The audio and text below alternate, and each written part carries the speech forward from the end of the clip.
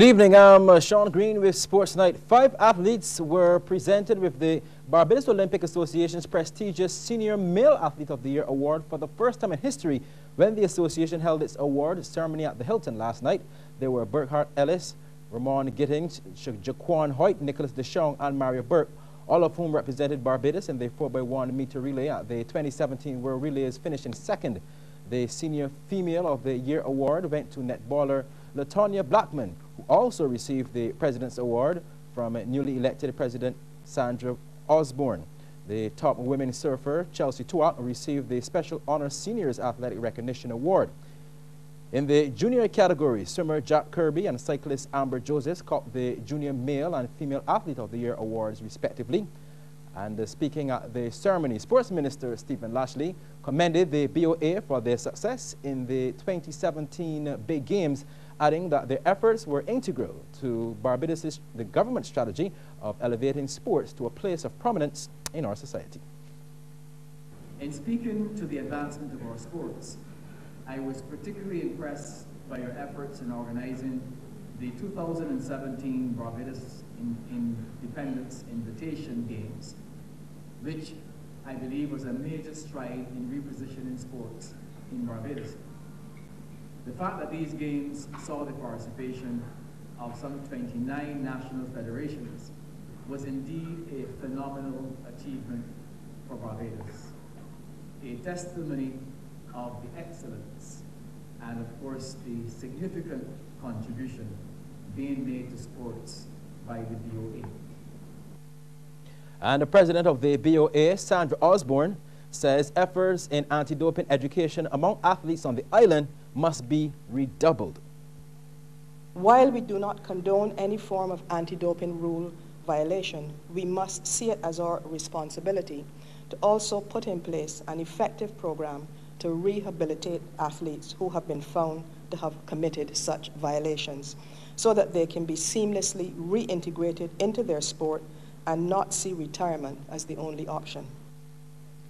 The Barbados Football Association 2018 Premier League season has been pushed back by a couple of months and will now begin in March. Confirmation of this from President of the BFA, Randy Harris, after he told Cbc Sports that delays with the installation of lights and bleachers at the Wildy AstroTurf means that the Premiership will start later than anticipated.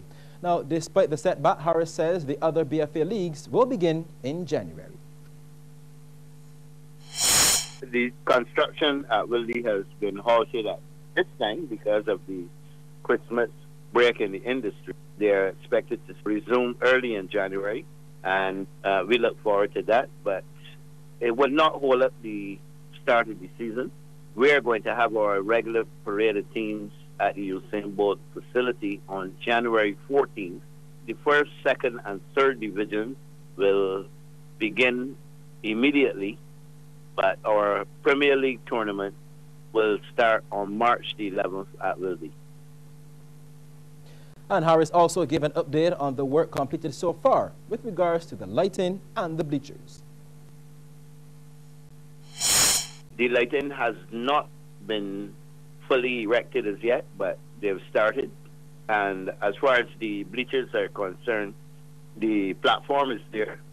There's still a little bit of work to be done, but we are guaranteed that by the mid-February, all the works should be completed. The St. John Crusaders completed a 58-run win over the Christchurch Dolphins in the latest fixture of the 2017 UWI BCA Inter-Parish T20 competition last night.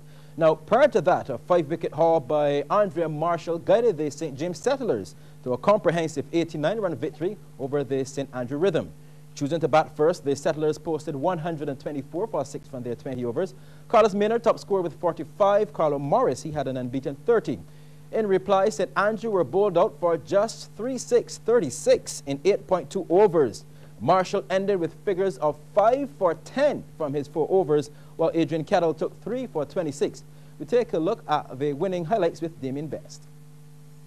St. Andrew set a target of 125, looking to get things going. Opener Aubrey Towler, well, he edges behind to keeper Carlos Maynard. Top catch, Towler on his way for 1. The score 1 for 3. St. James gifted another opportunity shortly after, but the fielder at cover, well, he misjudges the chance, and Kofi Hurdle gets his first boundary. Hurdle trying to go big once more, bowled by Andre Marshall for 5. The score 2 for 8. Well, make that 3 for 8. Marshall strikes again, getting the new batsman Akeem Jordan trapped leg before wicket for Golden Duck.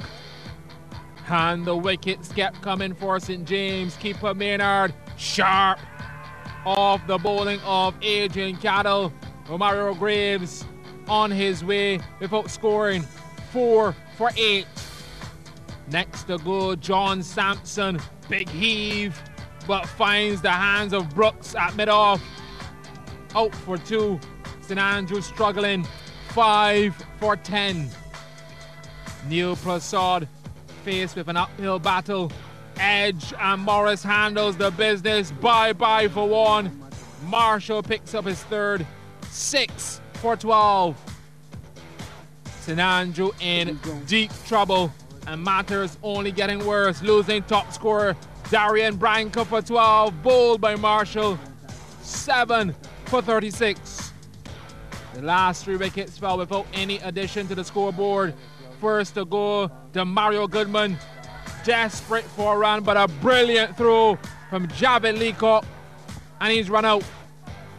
Next was Steve Pinder, gobbled up behind to give Marshall his 5th wicket as the door starts to close for St. Andrew. The final wicket of the night went to Akil Hussain. Carleon Bro bowled for 10. The St. James Settlers defeating the St. Andrew Rhythm by 89 runs. Damien Best, CBC Sports. Well, the victory put the St. James team second in the standings on 6 points in Zone B, while St. Andrew are third on 3.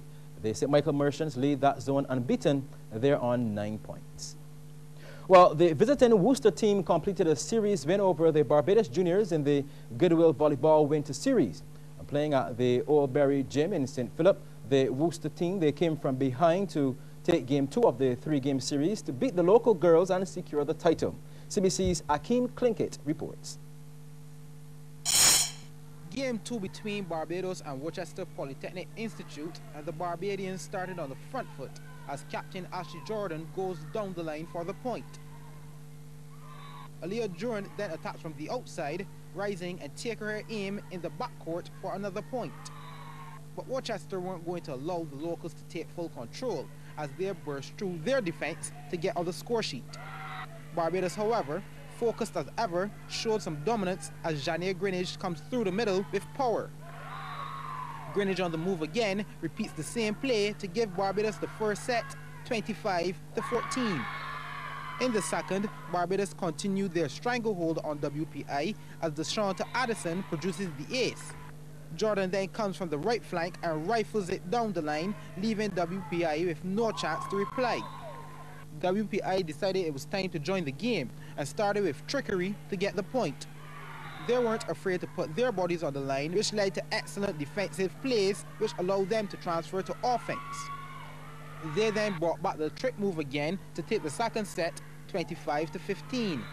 To the third, and Barbados were looking to take back the lead as Jordan spikes and collects the reward, the point.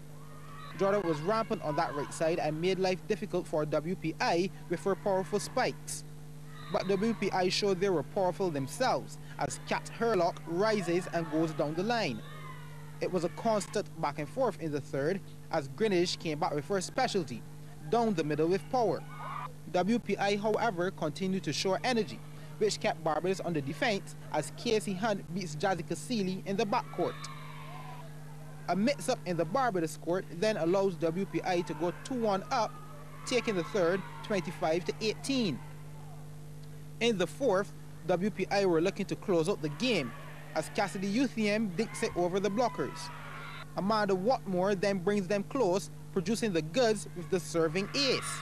But trying to force the issue, Watmore goes long this time with the power serve. That was a slight blunder in a set where they weren't leaving anything to chance, getting another point to draw close to victory.